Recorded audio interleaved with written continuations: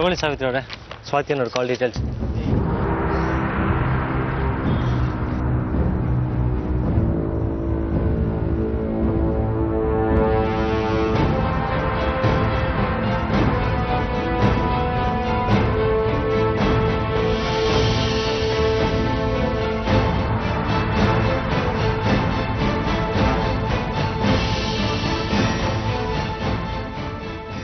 ಅಪ್ಪ, ಸ್ವಾತಿ ಸಂಜೆ 5 ಗಂಟೆಯಿಂದ ಈ ನಂಬರ್ಗೆ 4 ಸರ್ತಿ ಫೋನ್ ಮಾಡಿದ್ದಾಳೆ. ಯಾರ್ದು ಈ ನಂಬರು? ಏನು ನಂಬರ್ ಅದು? 9663451410. ಯಾರ್ದು ಅಂತ ಗೊತ್ತಾ ಅಪ್ಪ ನಿಮ್ಗೆ? ಫೋನ್ ಮಾಡಿ ತಿಳ್ಕೊಂಬೋದಲ್ಲ. ಅಲ್ಲ, ಅವ್ರಿಗೆ ಅನುಮಾನ ಬಂದ್ಬಿಟ್ರೆ, ಯಾರಾದ್ರೂ ಹಿಂಬಾಲಿಸ್ತಿದ್ದಾರೆ ಅಂತ ಅವ್ರು ತಪ್ಪಿಸ್ಕೊಂಡ್ಬಿಟ್ರೆ? ಅದಕ್ಕೆ ನನಗೆ ತಲೆ ಕೆಡಿಸ್ಕೊಂತೀರಾ? ನನ್ನ ಫೋನಿಂದ ಡಯಲ್ ಮಾಡ್ಕೊಡ್ತೀನಿ, ಕಸ್ಟಮರ್ ಕೇರಿಂದ ಫೋನ್ ಮಾಡ್ತಾ ಇದ್ದೀನಿ, ಡೀಟೇಲ್ಸ್ ಬೇಕು ಅಂತ ಕೇಳಿದ್ರೆ ಕೊಟ್ಬಿಡ್ತಾರೆ. ಸರಿ.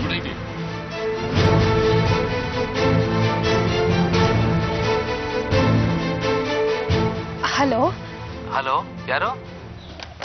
ನಾನು ಕಸ್ಟಮರ್ ಕೇರಿಂದ ಮಾಡ್ತಿರೋದು. ನಮ್ಮಲ್ಲಿ ಸ್ಪೆಷಲ್ ಆಫರ್ಗಳಿದೆ. ನೀವು ನಮ್ಮ ರೆಗ್ಯುಲರ್ ಕಸ್ಟಮರ್ ಆಗಿರೋದ್ರಿಂದ ನಿಮಗೆ ಆಫರ್ ಕೊಡಬೇಕು ಅಂತಿದ್ದೀವಿ. ಯೂಸ್ ಮಾಡ್ತೀರಾ? ಈ ಫೋನು ನಂದಲ್ಲ, ಡಾಕ್ಟರ್ ಉಮಾ ಮಹೇಶ್ವರಿ ಅವ್ರದ್ದು. ನಾನು ರಾಜಲಕ್ಷ್ಮಿ ನರ್ಸಿಂಗ್ ಹೋಮ್ನ ವಾರ್ಡ್ ಬಾಯ್ ಮಾತಾಡ್ತಾ ಇರೋದು. ಮೇಡಮ್ ಆಪರೇಷನ್ ಮಾಡ್ತಿದ್ದಾರೆ, ದಯವಿಟ್ಟು ಆಮೇಲೆ ಮಾಡಿ.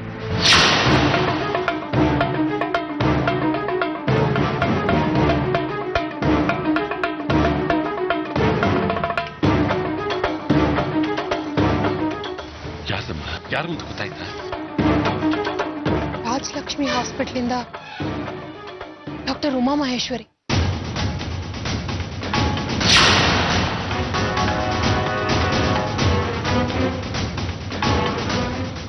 ಇದೇ ಉಮಾ ಮಹೇಶ್ವರಿ ಡಾಕ್ಟರು ನಮ್ಮ ವಿನೂತನ ಟೆಸ್ಟ್ ಮಾಡಿ ರಿಪೋರ್ಟ್ ಕೊಟ್ಟಿದ್ದು. ಅಲ್ಲ, ಈ ಸ್ವಾತಿ ಇಷ್ಟೊಂದು ಸಾರಿ ಆ ಡಾಕ್ಟರ್ ಫೋನ್ ಮಾಡ್ತಿದ್ದಾಳೆ ಅಂತಂದ್ರೆ ಏನು ವಿಷಯ ಇರಬಹುದು? ಏನು ಸಂಬಂಧ ಲೇಡಿ ಡಾಕ್ಟರ್ಗೂ ಮತ್ತೆ ಸ್ವಾತಿಗೆ? ವಿನೂತ ಸ್ವಾತಿ ಮೇಲೆ ಅನುಮಾನ ಪಟ್ಟಿದ್ಲು. ಈಗ ಅದೇ ನಿಜ ಅನ್ನಿಸ್ತಾ ಇದೆ. ಅಪ್ಪ, ಸ್ವಾತಿನ ಹಿಡಿದ್ರೆ ಎಲ್ಲ ವಿಷಯ ಹೊರಗೆ ಬರುತ್ತಪ್ಪ. Yes, you are correct.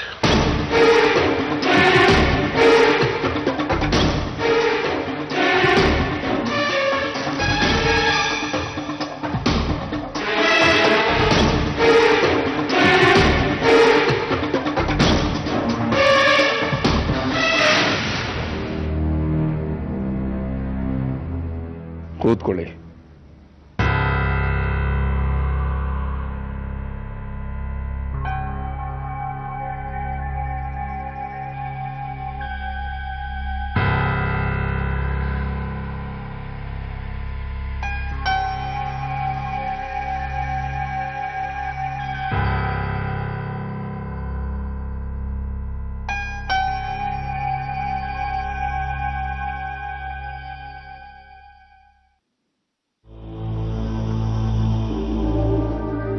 ಮುಜುಗರ ಪಡಬೇಡಿ, ಆಶ್ಚರ್ಯ ಪಡಬೇಡಿ. ದೋಸೆ ತರಿಸಿದ್ದೀನಿ, ತಿನ್ನಿ. ನಮಗೆ ಟ್ರೈನಿಂಗಲ್ಲಿ ಆರೋಪಿಗಳ ಜೊತೆ ಸ್ನೇಹದಿಂದನೂ ಇರಬೇಕು ಅಂತ ಹೇಳ್ಕೊಟ್ಟಿರ್ತಾರೆ. ನೀವು ದೋಸೆ ತಿನ್ನಿ, ತಿನ್ನಿ.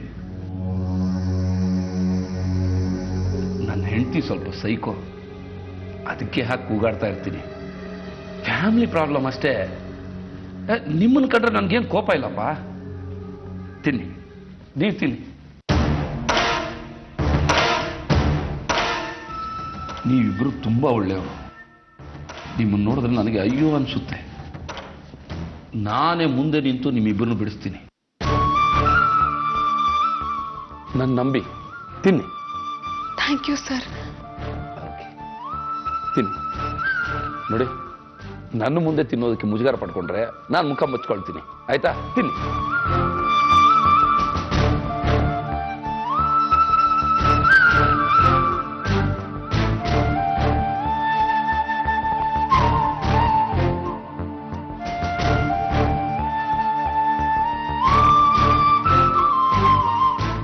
ಒಬ್ಬನೇ ತಿಂತಾ ಇದೆಯಲ್ಲ ಸತ್ಯ, ವಿನೂತಾಗಿ ತಿನ್ಸಲ್ವಾ?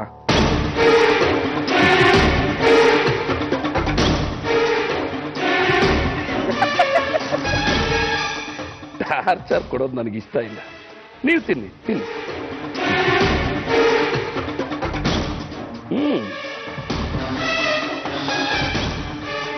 ಪ್ರತಾಪ್ನ ಎಲ್ಲಿ ಬಚ್ಚಿಟ್ಟಿದ್ದೀರಾ?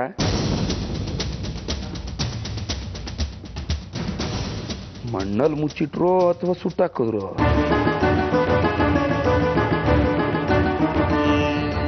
ಶಿಕ್ಷೆ ಕಡಿಮೆ ಮಾಡ್ತೀನಿ ನಿಮ್ಮಿಬ್ರಿಗೂ, ನಿಜವಾಗ್ಲು ಹೇಳಿ. ಗೊತ್ತಿಲ್ಲ ಅಂದ್ರೆ ಇವತ್ತಿಬ್ರು ಬದುಕಿರೋದಿಲ್ಲ.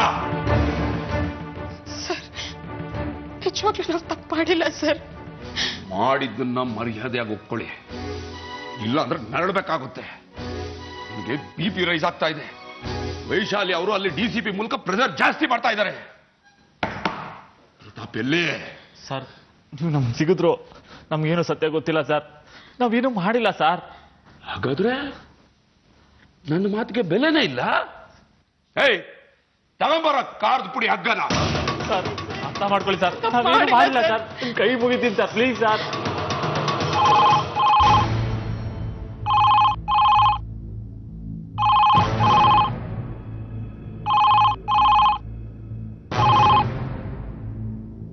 ಹಲೋ, ಯಾರು? ಹಲೋ, ನಾನು ಸ್ವಾತಿ ಮಾತಾಡ್ತಿರೋದು.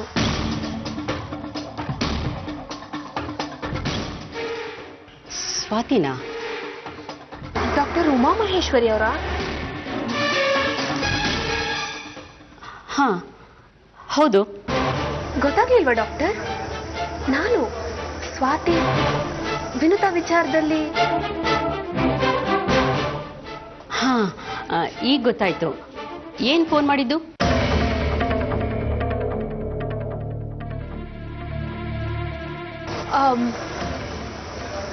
ಅದೇ ಡಾಕ್ಟರ್, ನಿಮ್ಮಿಂದ ಇನ್ನೊಂದು ಸಹಾಯ ಆಗ್ಬೇಕಿತ್ತು ವಿನುತಾ ವಿಚಾರದಲ್ಲಿ.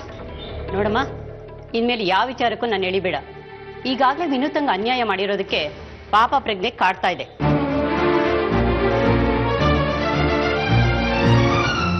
ಪ್ಲೀಸ್ ಡಾಕ್ಟರ್, ಇದೊಂದ್ಸಲ ಸಹಾಯ ಮಾಡಿ. ಆಗಲ್ಲ ಕಣಮ್ಮ. ಮನೆ ಹಾಳು ಕೆಲಸ ಮಾಡಿದ್ರೆ ಇವತ್ತಲ್ಲ ನಾಳೆ ನಮ್ಮನೆ ಹಾಳಾಗತ್ತೆ. ಇನ್ಮೇಲೆ ಯಾವ ಕೆಟ್ಟ ಕೆಲಸನೂ ಮಾಡಲ್ಲ. ಈಗಾಗಲೇ ಮಾಡಿರೋ ಕೆಲಸಕ್ಕೆ ದೇವರು ಏನ್ ಶಿಕ್ಷೆ ಕೊಡ್ತಾನೋ ಅಂತ ಭಯ ಆಗ್ತಾ ಇದೆ. ಇನ್ಮೇಲೆ ಫೋನ್ ಮಾಡಬೇಡ.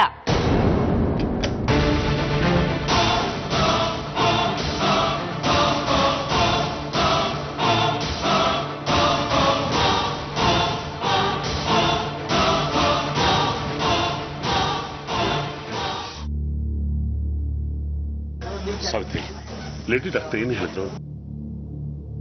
ಎಲ್ರ ಕುತಂತ್ರ ಬಯಲಾಗ್ತಿದೆ ಅಪ್ಪ. ಸತ್ಯ ವಿನುತಾ ಬಚಾವಾದ ಹಾಗೆ.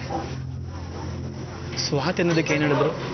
ವಿನುತಕ್ಕೆ ಮೋಸ ಮಾಡ್ಬಿಟ್ಟೆ, ಪಾಪ ಪ್ರಜ್ಞೆ ಕಾಡ್ತಿದೆ ಅಂತ ಹೇಳಿದ್ರು. ಅಂದ್ರೆ ರಿಪೋರ್ಟ್ ವಿಚಾರದಲ್ಲಿ ಡಾಕ್ಟರ್ ಕೈವಾಡ ಇದೆ. ಸತ್ಯನ ನಾವು ಬಯಲಿಗೆಳಿಬೇಕು. ಈ ಯುದ್ಧದಲ್ಲಿ ನಾವು ಗೆಲ್ಬೇಕು. ಪ್ರೀತು, ನಂಗೊಂದು ಸಹಾಯ ಮಾಡ್ತೀಯಾ? ಹೇಳು ಸಾವಿತ್ರಿ, ನಿನಗೆ ಒಳ್ಳೇದಾಗುತ್ತೆ ಅಂದ್ರೆ ನಾನು ಏನ್ ಬೇಕಾದ್ರೂ ಮಾಡ್ತೀನಿ.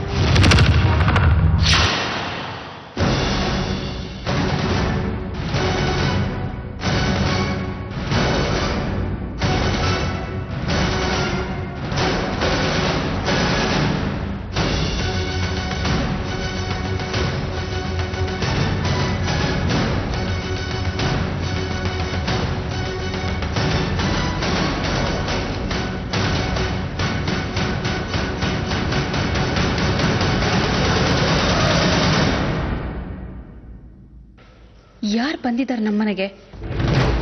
ಏನ್ ತಗೊಂಡು ಹೋಗಿದ್ದಾರೆ? ಇಂಪಾರ್ಟೆಂಟ್ ಡಾಕ್ಯುಮೆಂಟ್ಸ್ ಏನಾದ್ರು ತಗೊಂಡು ಹೋಗಿದ್ರೆ ನಾನ್ ಸಿಕ್ಕಾಕೊಂಡ್ಬಿಡ್ತೀನಿ.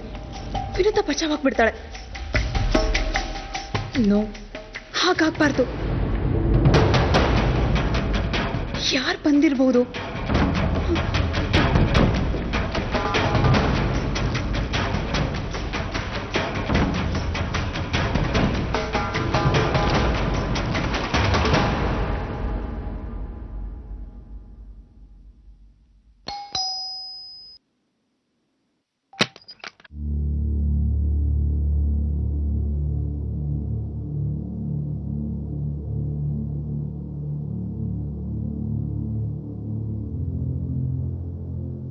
ಯಾರು?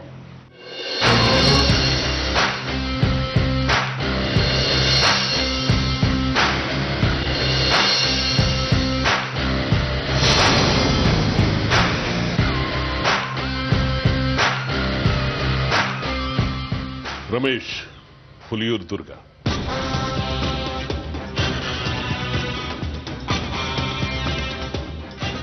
ರಾಜಲಕ್ಷ್ಮಿ ನರ್ಸಿಂಗ್ ಹೋಮ್ನಲ್ಲಿ ನೀವು ಮ್ಯಾನೇಜಿಂಗ್ ಡೈರೆಕ್ಟರ್ ಮತ್ತೆ ಸರ್ಜನ್ ಹೌದಾ?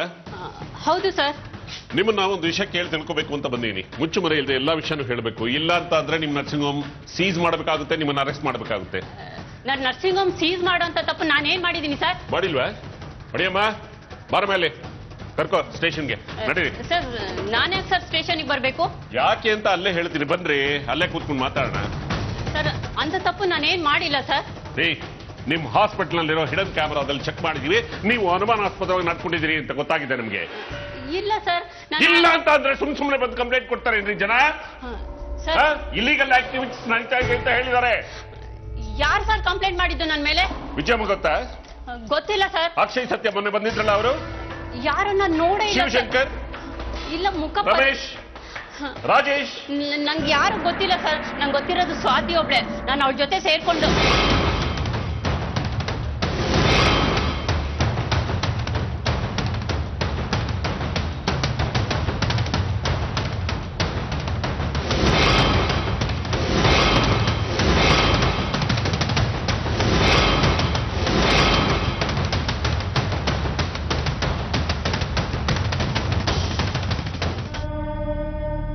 ಅದು ಸ್ವಾತಿ. ಆ ಹೆಸರಿನವ್ರು ನನ್ಗೆ ಯಾರು ಗೊತ್ತಿಲ್ಲ ಸರ್. ಗೊತ್ತಿಲ್ಲ ಗಿತ್ತಿಲ್ಲ ಅಂದ್ರೆ ಅಡ್ಡಡ್ಡ ಸೀಳು ಬಿಡ್ತೀನಿ. ಮಾಡಿರೋದನ್ನ ಒಪ್ಕೋಬೇಕು. ನಾನು ಏನ್ ಮಾಡಿದ್ದೀನಿ ಸರ್? ನಾಲ್ಗೆ ಇರ್ಬೇಕಾ ಬೇಡವಾ? ಕತ್ರ ಸಾಕ್ಬಿಡ್ತೀನಿ. ಈಗ ಅರ್ಧ ಗಂಟೆ ಮುಂಚೆ ಸ್ವಾತಿ ಫೋನ್ ಮಾಡಿರ್ಲಿಲ್ಲ? ಪಾಪ ಪ್ರಜ್ಞೆ ಕಾಡ್ತಾ ಇದೆ ಅಂತ ನೀನ್ ಹೇಳಿಲ್ಲ? ಅದು ಅದು ಏನದು ಇದು? ನನ್ಗೇನು ಗೊತ್ತಿಲ್ಲ ಸರ್. ಸತ್ಯ ವಿನುತಾ ಬಗ್ಗೆ ಮೆಡಿಕಲ್ ರಿಪೋರ್ಟ್ ಬಂತಲ್ಲ, ನಿಜನಾ ಅದು? ಟೆಸ್ಟ್ ಆಧಾರದ ಮೇಲೆ ಲ್ಯಾಬ್ ಟೆಕ್ನಿಷಿಯನ್ಸ್ ಸರಿಯಾಗಿ ಬರ್ದಿರ್ತಾರೆ ಸರ್. ವಿನುತಾಗ ಅನ್ಯಾಯ ಆಯ್ತು ಅಂತ ಮತ್ತೆ ಯಾಕೆ ಸ್ವಾತಿ ಹತ್ರ ಹೇಳಿದೆ? ನಿಜ ಹೇಳಿಲ್ಲ ಅಂದ್ರೆ ಲೈಫ್ ಲಾಂಗ್ ಸ್ಟೆಥೋಸ್ಕೋಪ್ ಹಿಡಿಯೋ ಆಗಿಲ್ಲ. ನಮ್ಗೆಲ್ಲ ಗೊತ್ತಾಗಿದೆ. ಹೇಳು. ನಿಜ ಹೇಳಿದ್ರೆ ನಾನು ಉಳಿತೀನ ಸರ್? ಖಂಡಿತ. ಅದು ಅವತ್ತು ಸ್ವಾತಿ ಬಂದು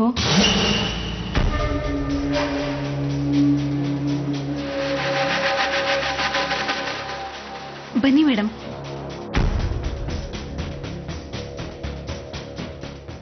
ಒಂದ್ ನಿಮಿಷ.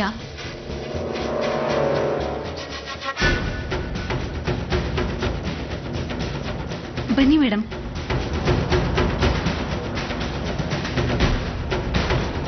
ಬನ್ನಿ ಮೇಡಮ್. ಏನ್ ವಿಷಯ ಹೇಳಿ? ನಾನು ಹೇಳ್ದಾಗೆ ನೀವು ಕೇಳ್ತೀರಾ ಅಂತ ನಂಬಿದ್ದೀನಿ. ವಿಷಯ ಏನ್ ಹೇಳಿ? ರಿಪೋರ್ಟ್ ಬರೆಯೋದು ನೀವೇ ಅಲ್ವಾ? ಹೌದು. ಅದಕ್ಕೇನೀಗ? ವಿಷಯ ಇರೋದು ಅಲ್ಲೇ ಮೇಡಮ್. ಮಗು ಯಾರದ್ದೇ ಆಗಿರ್ಬೋದು, ಸತ್ಯಂದೇ ಮಗು ಅಂತ ರಿಪೋರ್ಟ್ ಬರಬೇಕು. ಅಂದ್ರೆ ವಿನುತಾ ತಾಯಿ ಆಗೋದಿಕ್ ಕಾರಣ ಸತ್ಯನೇ ಅಂತ ರಿಪೋರ್ಟ್ ಬರೀಬೇಕು. It's impossible. ನನ್ನ ವೃತ್ತಿ ಧರ್ಮಕ್ಕೆ ನಾನು ಎಂದೂ ಮೋಸ ಮಾಡೋದಿಲ್ಲ. ಡಾಕ್ಟರ್ ಇರೋದು ಜೀವ ಉಳಿಸೋದಕ್ಕೆ, ಜೀವ ತೆಗೆಯೋದಕ್ಕಲ್ಲ. ಪ್ಲೀಸ್ ಮೇಡಮ್, ದಯವಿಟ್ಟು ಹಾಗೆಲ್ಲ ಹೇಳ್ಬಿಡಿ. ಖಂಡಿತ ಸಾಧ್ಯ ಇಲ್ಲ. ಒಂದ್ ಹೆಣ್ಮಗಿನ ಜೀವನ ಹಾಳು ಮಾಡೋದಕ್ಕೆ ಖಂಡಿತ ಸಾಧ್ಯ ಇಲ್ಲ. ನಾನು ಅಂತ ಡಾಕ್ಟರ್ ಅಲ್ಲ. Madam please madam. ಮೇಡಮ್ ನನ್ ಬಾಳ್ ಹಾಳಾಗೋಗ್ತಾ ಇದೆ ಮೇಡಮ್.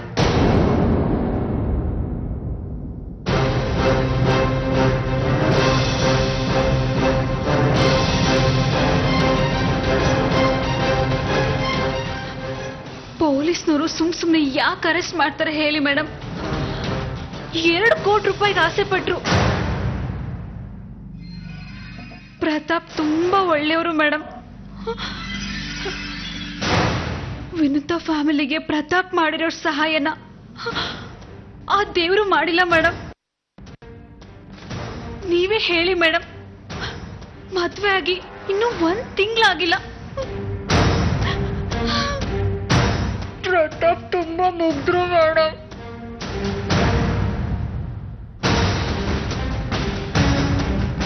ಅಂತವ್ರನ್ನ ಸಾಯಿಸಕ್ ಹೊರಟಿದ್ದಾರೆ. ಇಂಥವ್ರನ್ನೆಲ್ಲ ಸುಮ್ಮನೆ ಬಿಡ್ಬೇಕಾ? ನೀವೇ ಹೇಳಿ ಮೇಡಮ್.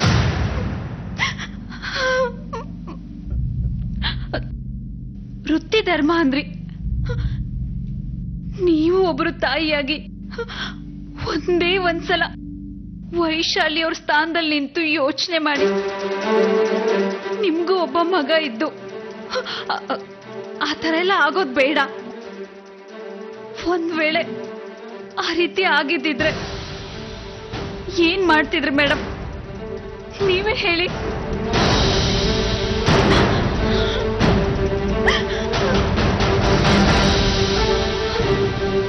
ಮೇಡಮ್, ಪ್ರತಾಪ್ಗಾಗಿರೋ ಅನ್ಯಾಯಕ್ಕೆ ನ್ಯಾಯ ಒದಗಿಸ್ಕೊಡ್ಬೇಕು. ಪ್ರತಾಪ್ಗೆ ವಿರುದ್ಧ ಮೋಸ ಮಾಡಿದಾಳೆ, ಅವಳಿಗೆ ಶಿಕ್ಷೆ ಆಗ್ಬೇಕು ಅನ್ನೋದೇ ನನ್ನ ಆಸೆ ಮೇಡಮ್. Please madam.